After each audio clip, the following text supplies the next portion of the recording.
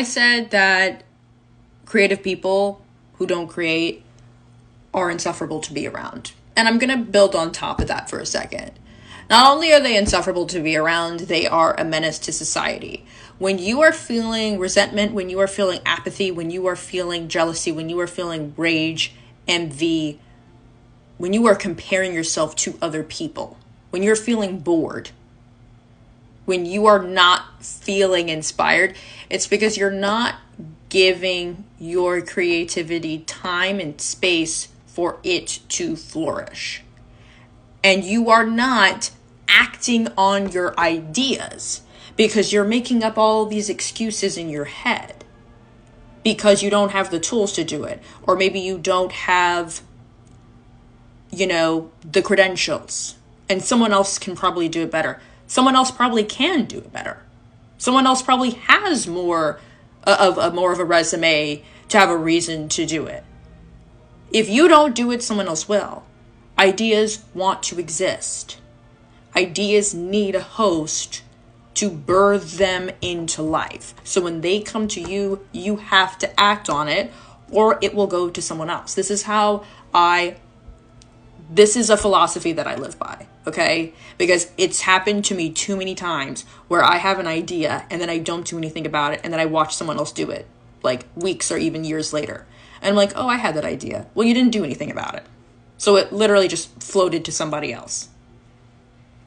Don't let people call you self-indulgent for taking time to invest in your creativity, okay?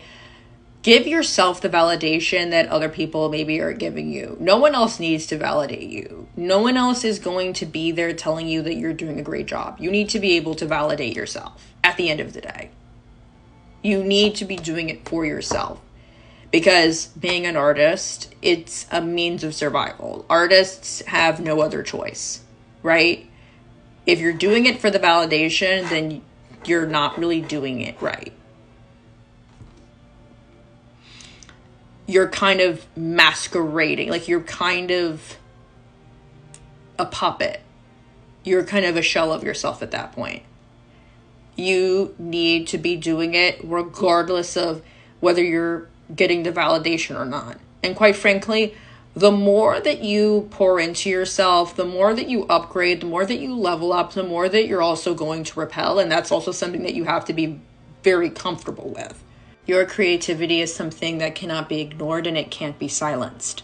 You kind of become a bit of a shadow artist when you try to imitate yourself and when you try to desaturate yourself by acting off of jealousy and acting from a place of forcing it. It's like you can't force yourself out of a creative blockage. You have to lean into it more. That's just where you're at. You have to keep mining. Okay? Genuinely. Mine until there's a gaping hole. That means that it's time to dig deeper. That means that it's time to do things differently.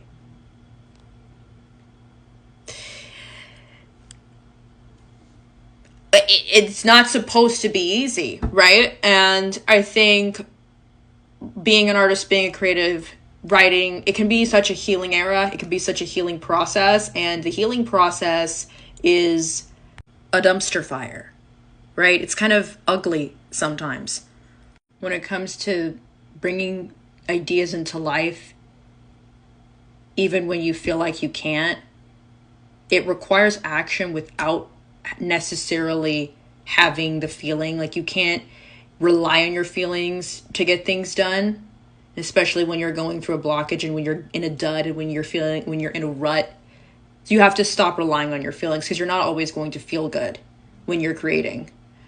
And so when I'm in those places, it's really just about becoming what I think I can be and thinking about things I admire in other people, things I admire in other things, and becoming those things and expressing them.